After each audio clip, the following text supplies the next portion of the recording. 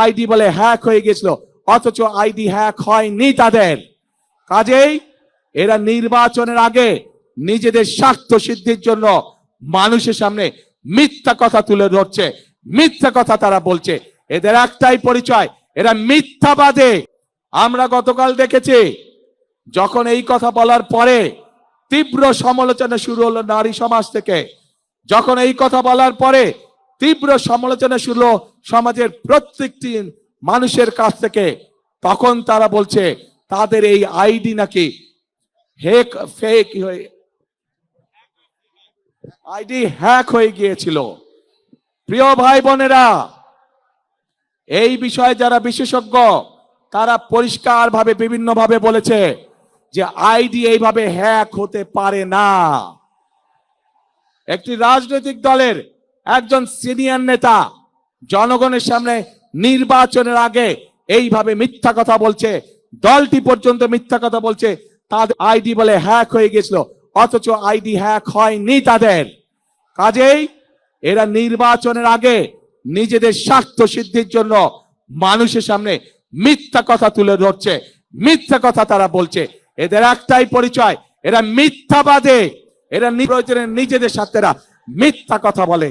যারা মিথ্যা কথা বলে, হাজার লক্ষ কোটি মানুষের সামনে যারা মিথ্যা কথা বলে, যারা বিশেষজ্ঞদের মুখের উপরে মিথ্যা কথা বলে, এরা আর যাই হোক এরা দেশ দরদি হতে পারে না। এরা আর যাই হোক এরা কখনো মানুষের দরদি হতে পারে না। এরা আর যাই হোক এরা কখনো জনদরদি হতে পারে না। এদের দরদ এদের নিজেদের লক্ষ্যের জন্য, এদের দরদ শুধু এদের নিজেদের উদ্দেশ্যের জন্য। এবং সেই জন্য প্রিয় ভাই বোনেরা, আমরা যেহেতু বিশ্বাস করি বিপুল অর্ধেক জনগোষ্ঠীকে পিছনে রেখে কোনোভাবেই দেশের উন্নয়ন করা সম্ভব নয়, সেজন্যই আমরা বলেছি ইনশাআল্লাহ আপনাদের আল্লাহর রহমতে বিএনপি সরকার গঠন করলে বাংলাদেশের প্রত্যেকটি গৃহিণীর কাছে, প্রত্যেকটি মায়ের কাছে আমরা ফ্যামিলি কার্ড পৌঁছে দিব। যেই ফ্যামিলি কার্ডের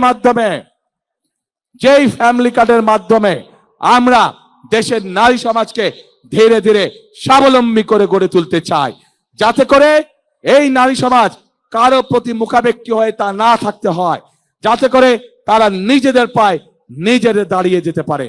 আজকে বাংলাদেশের তাবৎ মা বোনদেরকে বলবো আমি, যারা আপনাদেরকে এইভাবে অপমানিত করে তাদেরকে আপনারা কিভাবে জবাব দিবেন, আজ সেই সিদ্ধান্ত নেবার সময় এসেছে।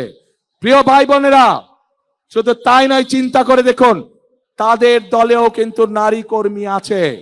আজ তাদের দলের নারী কর্মীতে আমাদের প্রশ্ন, আপনারাও তো ঘর থেকে বের হয়ে দলের কাজে যাচ্ছেন, ঘর থেকে বের হয়ে যে নারী কাজে যায় তাকে আপনাদের নেতা কিসের সাথে তুলনা করেছে চিন্তা করে দেখুন।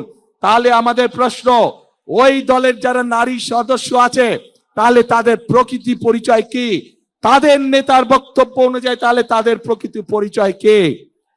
যেই দলের নেতা নিজের দলের নারী কর্মীদেরকে এইভাবে অপদস্থ অপমানিত করতে পারে, সেই দলের নেতা যদি সুযোগ পায় তাহলে বাংলাদেশের সাধারণ নারীদেরকে, সাধারণ মা বোনদেরকে তারা কিভাবে অপদস্থ অপমানিত করবে, যার অবশ্য উদাহরণ আমরা 1971 সালেই দেখেছিলাম।